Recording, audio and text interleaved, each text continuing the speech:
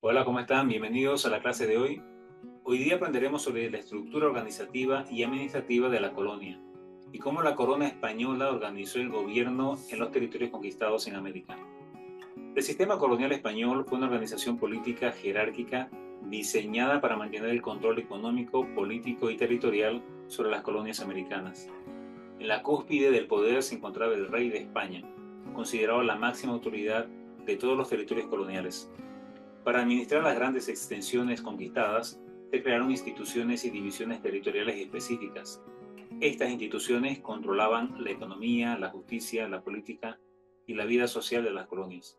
El sistema colonial también permitió la explotación de recursos naturales y la explotación de la población indígena.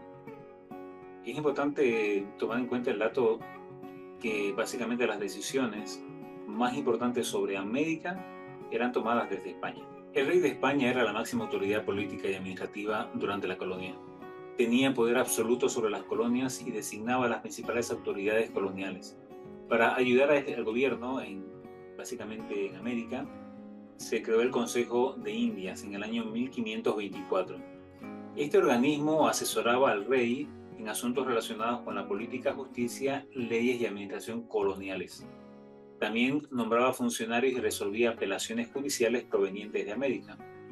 El Consejo de Indias funcionaba como el principal órgano administrativo de las colonias españolas. De hecho, es interesante saber de que el Consejo de Indias elaboraba leyes especiales conocidas como las leyes de Indias o de las Indias. La Casa de Contratación de Sevilla fue creada en el año 1503 para controlar el comercio entre España y América.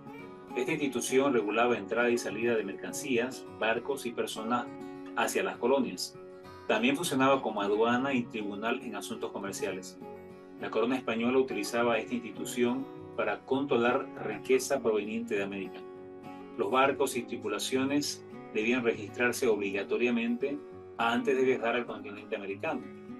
Además, la Casa de Contratación supervisaba mapas, rutas marítimas y navegación. De hecho, Sevilla se convirtió en los principales centros comerciales de Europa justamente gracias al comercio colonial. Las gobernaciones fueron las primeras divisiones territoriales creadas durante la expansión colonial española. Estas regiones eran administradas por adelantados, quienes recibían autorización de la corona mediante capitulaciones.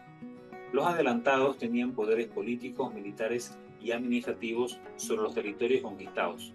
Su función principal era consolidar el dominio español, administrar justicia y promover la colonización. Las gobernaciones variaban según la riqueza económica, cantidad de población indígena y también su distancia respecto a España. En muchos casos, estas autoridades ejercían gran poder local sobre las comunidades originarias. Es bueno conocer que las capitulaciones eran documentos legales utilizados por la corona para autorizar expediciones coloniales. Luego tenemos los virreinatos. Debido a la enorme extensión de los territorios conquistados, España creó grandes divisiones administrativas llamadas virreinatos. Cada virreinato era gobernado por un virrey, representante directo del rey de España en América. El virreinato de Nueva España fue creado en 1535 y el virreinato del Perú en 1542. Posteriormente surgieron el virreinato de Nueva Granada y el virreinato del Río de la Plata. Los virreyes tenían funciones políticas, judiciales, militares y económicas. Aunque dependían oficialmente del rey y el Consejo de las Indias, en la práctica gozaban de gran autonomía. Un dato interesante es que el virreinato del Perú fue uno de los más importantes debido a la riqueza mineral de Potosí. Las capitanías generales eran regiones estratégicas con funciones principalmente militares y administrativas. Estaban dirigidas por un capitán general nombrado directamente por el rey. Estas regiones eran importantes para defender territorios coloniales frente a ataques de piratas o potencias extranjeras. Además, las funciones militares, además de estas, el capitán tenía básicamente la función de administrar justicia y de recaudar impuestos. Las capitanías generales tenían menor extensión territorial que los virreinatos. Su importancia varía según la necesidad política y militar del Imperio Español. De hecho, es bueno conocer que algunas capitanías generales tenían gran autonomía debido a su importancia estratégica. Las audiencias eran tribunales superiores encargados de administrar justicia en las colonias americanas. Estas instituciones estaban integradas por jueces llamados oidores, especializados en leyes y en asuntos judiciales. Las audiencias supervisaban la actuación de autoridades coloniales y resolvían conflictos importantes. En ausencia del virrey, podían asumir temporalmente funciones de gobierno. También emitían ordenanzas y decisiones obligatorias dentro de sus territorios. La primera audiencia americana fue creada en Santo Domingo. De hecho, es bueno conocer que las audiencias ayudaron a consolidar el poder político español aquí en América. La Real Audiencia de Charcas fue creada en 1563 por orden del rey Felipe II. Su creación respondió a la importancia económica de la región, básicamente la región minera que está en Potosí, y a la gran distancia respecto al virreinato del Perú. La audiencia se convirtió en el núcleo político y judicial del territorio que actualmente corresponde a Bolivia. Sus límites incluían regiones como Potosí, La Paz, Cochabamba, Chuquisaca y Santa Cruz. La Real Audiencia de Charcas tuvo gran influencia en la administración colonial del sur de América.